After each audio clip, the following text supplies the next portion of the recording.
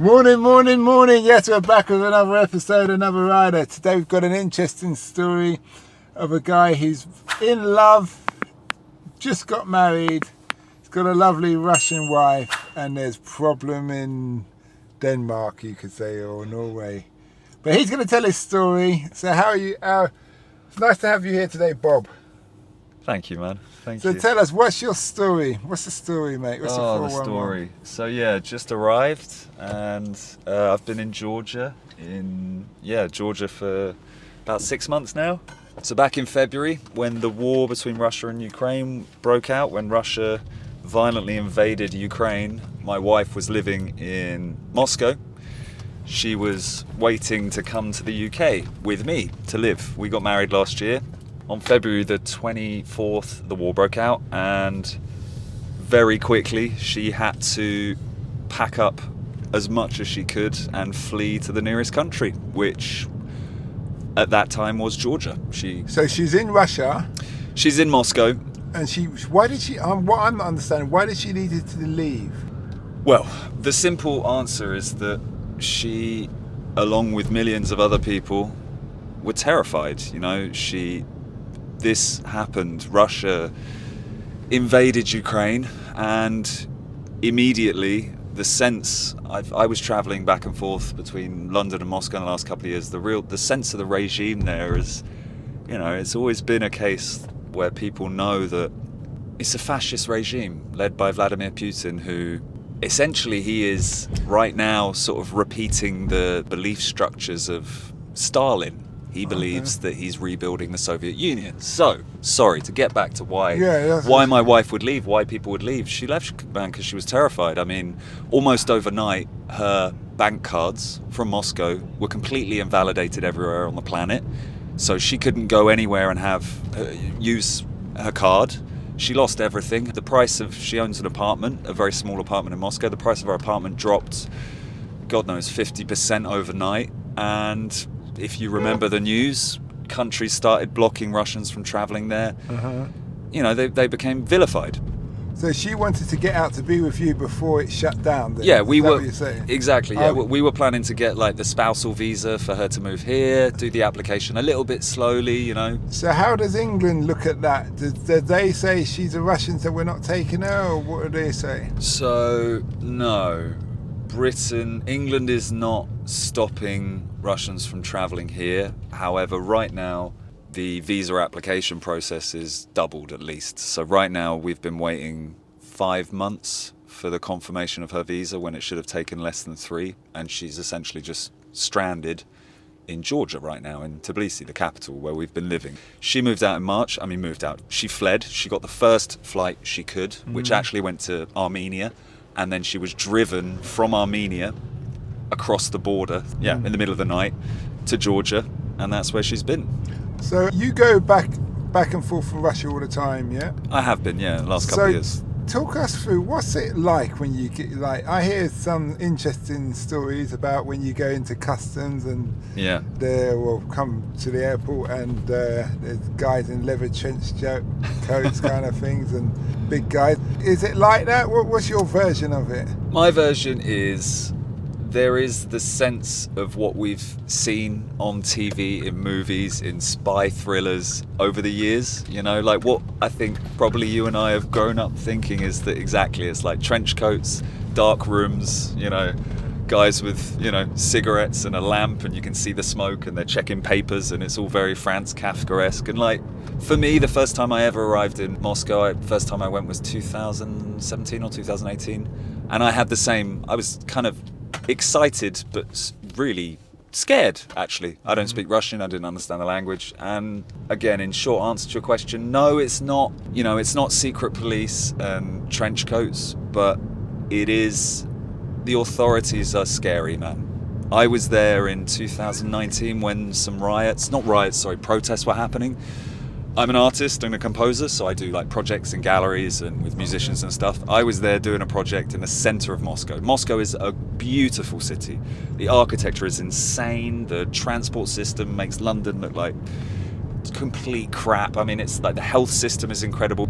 For all intents and purposes, it's a hyper-modern city on the surface.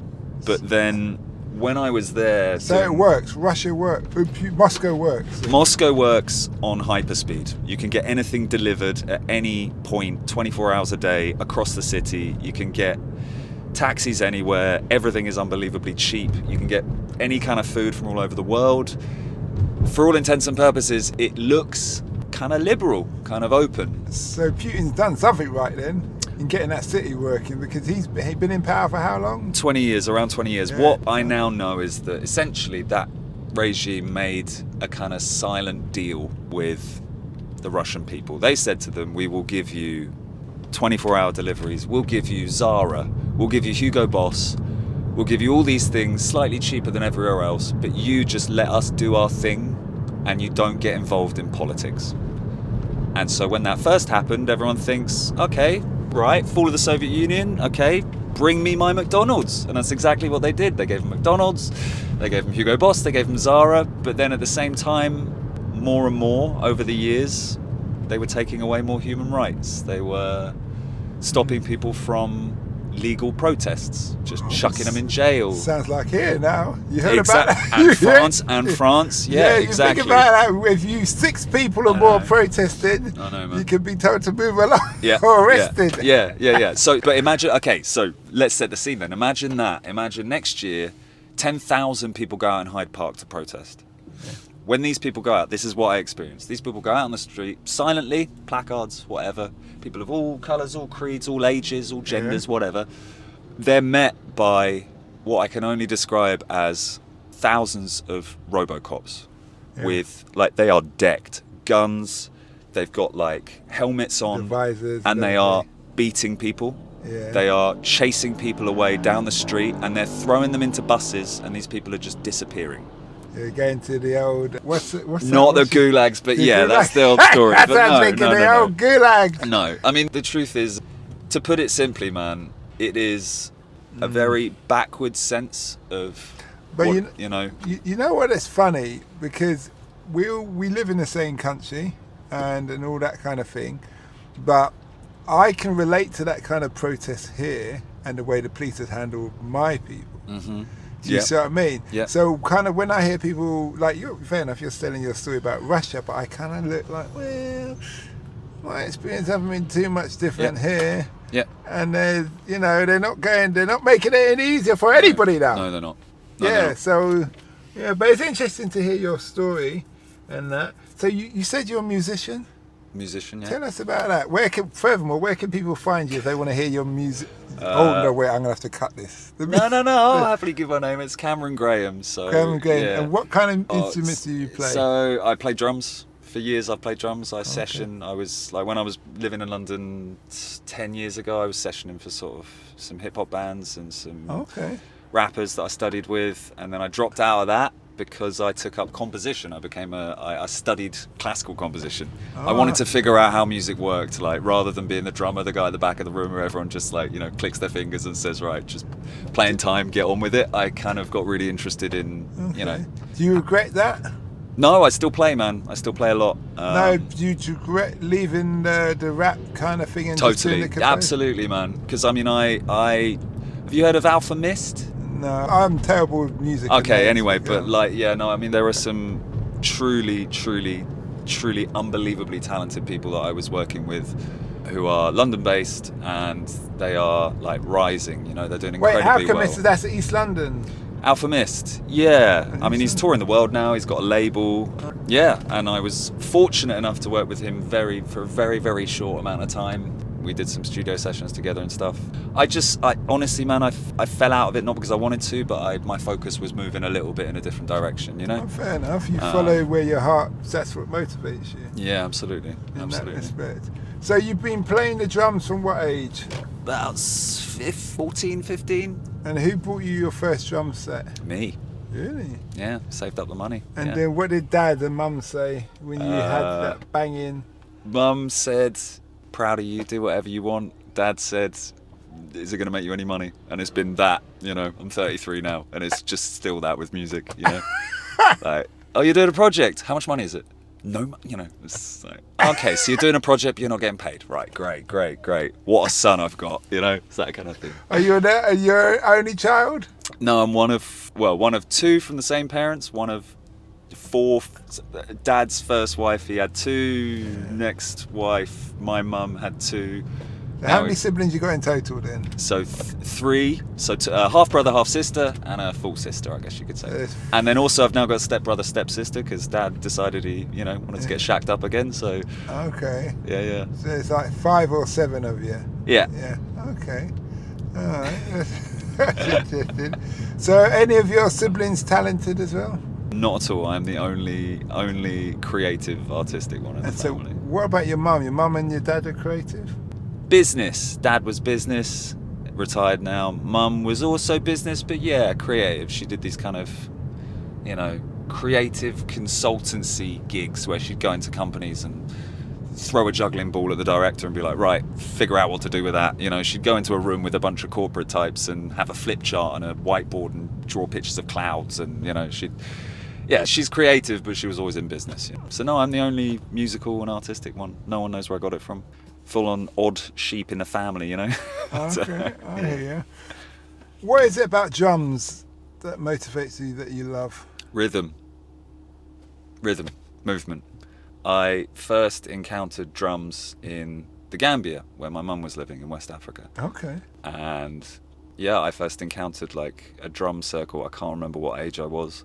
And so they're playing their tribal drums. Oh yeah, I mean, my sort of rhythmic roots come from being lucky enough to encounter like drum circles and yeah. Because I saw a picture one time for Ghana, and there's these drums, and you needed a ladder to get up to the drum.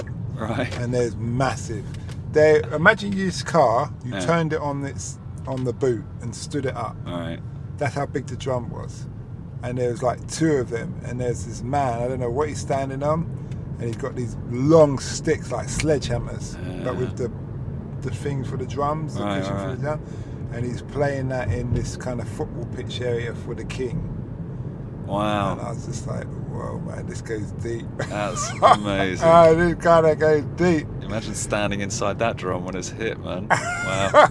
Well, everybody knows he's drumming when he's in the stadium and stuff. Who's your ideal drummer?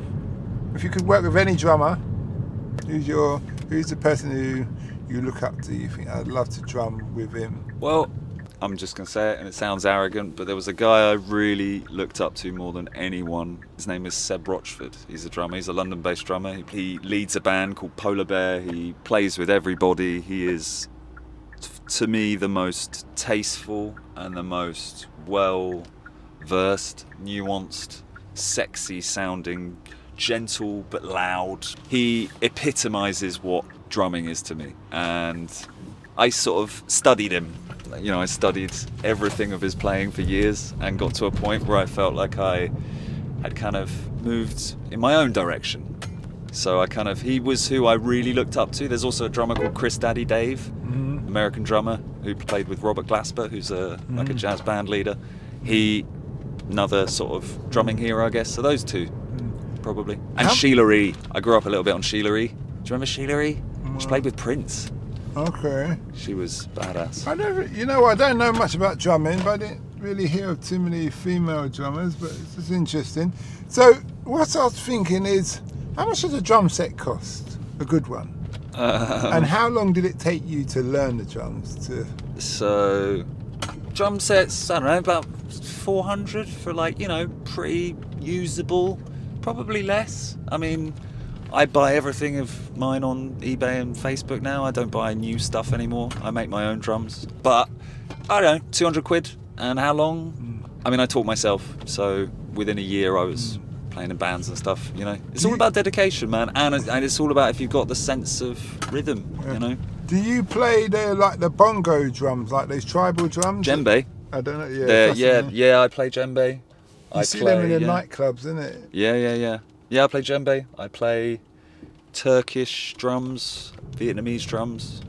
I've got... So you're really into this, aren't you? Yeah, man. Yeah, so you go around the world and just... So your house... it's just gonna. It's like full of. You have a drum room. I You have a library. You have a drum room. To make this story slightly more interesting, I live in a caravan actually.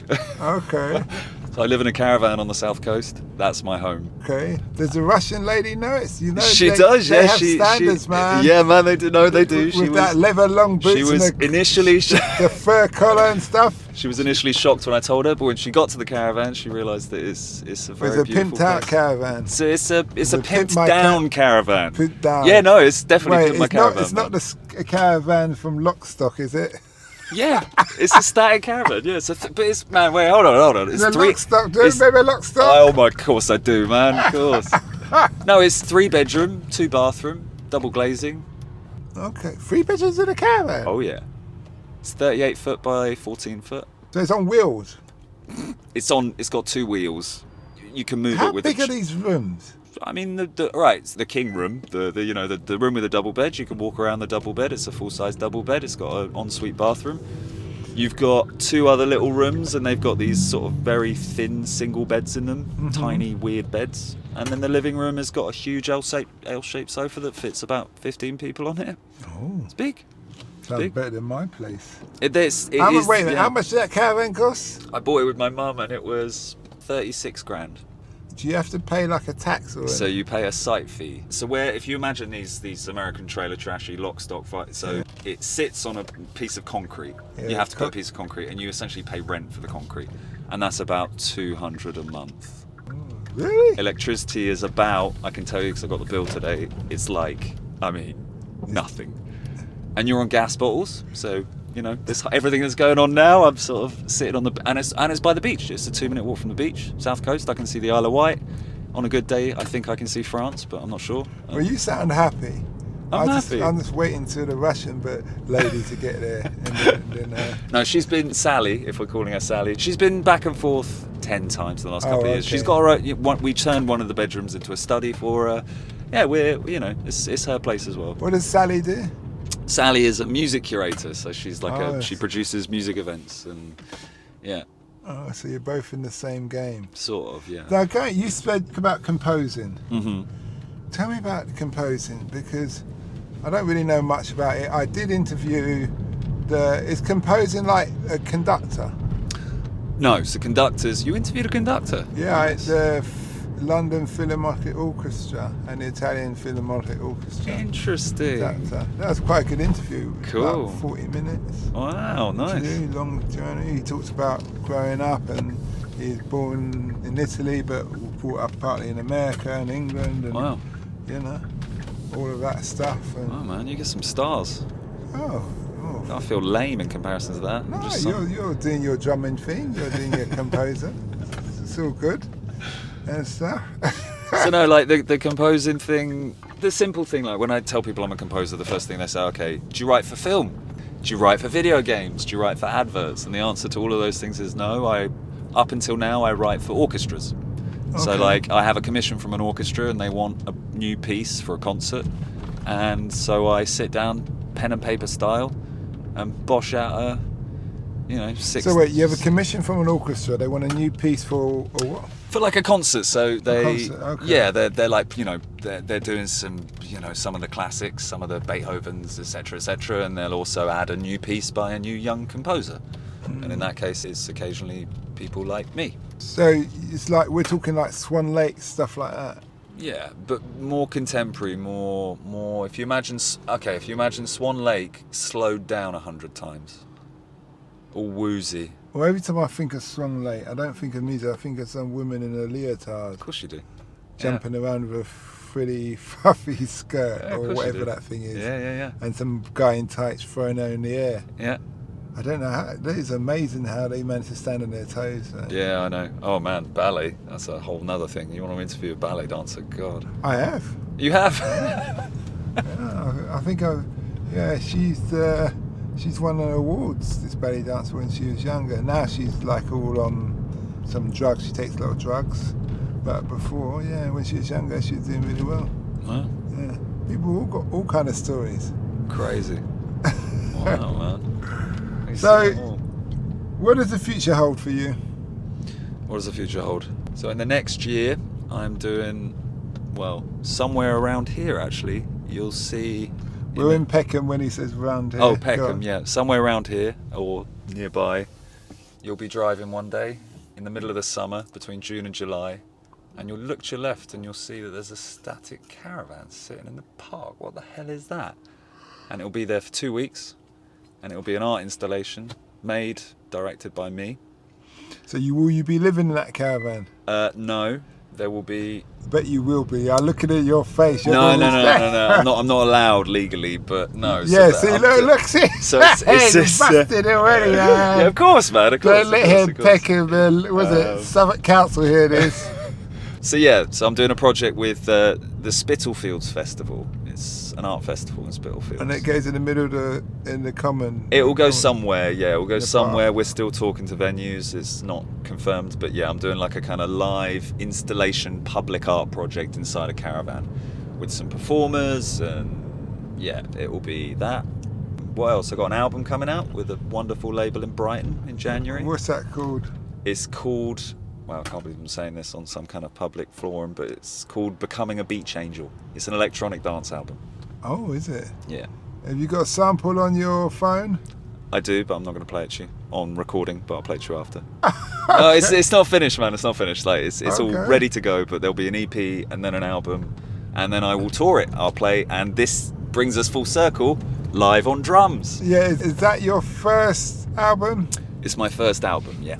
Okay, so how's the journey been creating it? How long amazing. has it taken? It's been amazing. It's been pure bliss. I realised that through 10 to 15 years of making music, this is my absolute calling as an artist. And who are you going to dedicate this album to, your dad or your mum? You can say, Mum, I love you, or Dad, I told you I'd do it. No, neither. Sorry, Mum and Dad. No, it will be dedicated to Christine, who is my neighbour, who also has a caravan, and she is a wonderful old lady and a good friend, and she's inspired me. Oh, she's put up the drum banging all day. Yeah. No, she's just great, and because I'm a caravan guy, and if anything, I'll dedicate this album to caravans. It sounds weird, but until you go to a static caravan and you spend a weekend at the beach in a caravan, you just don't get it. It's the future of living, man. It's the future of living, yeah. No, I hear you. That works for you. I'm sure this has taken a weird turn, sorry. No, it doesn't. We just let the conversation flow. From all your experience in the music industry, yeah, what would you be your advice to your 16-year-old self? Get into a routine of making music every single day. Learn how to copy the people you love and make what they make, and then after that, don't listen to anyone else. Don't listen to what anyone else tells you. Make what you make, and finally, don't make music unless you have something true to say. Okay. If you don't have anything to say, do something else. And on the flip side, what would you say to a young 16-year-old who wants to get into music? Because that's different from what you would say to yourself. I would say don't get caught into just the things you like. Listen to music from all over the world, from every generation. Yeah. So that's what I would say to a young musician is listen, like, and do not close yourself off. Maybe you like punk, maybe you like R&B. That's all great. That music is great. But listen to gagaku, Japanese court music. Listen to West African music. Listen to French Parisian chanson. Listen to Beethoven. Listen to techno. Listen to everything. Listen. Okay. That's all I'd say. That's good. And just going, as we talked about circles, who do you reckon's going to win, Russia or Ukraine? I hope Ukraine, and I think at this point every Russian probably hopes Ukraine, considering what's happening, you know. I've spoken to a couple of Russians, quite a few Russians, and I wouldn't say they share your sentiment. All I'll tell I'll say just quickly though is if you speak to Russians who either think or hope that Russia will win the war, then you should drop them off at the side of the street because they are sick. Well, you know what? It's interesting. Everybody's got their point of view and their reasons. Yeah, it's a bit like Mandela. Yeah. You had British people, Thatcher being one of them, who hated him. But he was a freedom fighter for, do you see what I mean? Yeah. So I understand what you're saying. And it's interesting when I hear different stories, everybody's stories, because someone was telling me that he told me he's half Russian and half English. Mm-hmm. And he was saying how certain villages in Russia are being bombed by the Ukrainians now. Not true. I don't know, but this is what he said. No, it's not true. I'm just telling you what he said. It's absolutely not true. All I'll say is that what I understand is that the Russian regime has done incredibly well to convince people that there are Nazis in another country that they need to annihilate. But if we look at history, if we look at the German invasions and we look at what Hitler was saying, he was saying the same thing. And if we look at Stalin, they were saying the same thing. It's the same playbook. What fascism does is it convinces people that there is an aggressor that needs to be annihilated, but it comes from nowhere. Where this war came from is that Putin believes that Ukraine is not a country. He believes they are not a people, and he believes they need to be exterminated in the name of the great Soviet Union that he is here to save and restore. And it's crazy. It's crazy. It's interesting. I used to work with Russians and Ukrainians on the ships. And it's quite interesting because I think there was an issue in Georgia at the time. Oh, yeah. And the chief engineer, his brother was killed, so they had to get off. The captain was Russian, the rest of the crew was Ukrainian, but the chief officer said everybody must speak Russian because the captain doesn't want to hear Ukrainian language on their ship. The younger Ukrainians all said they are Ukrainians.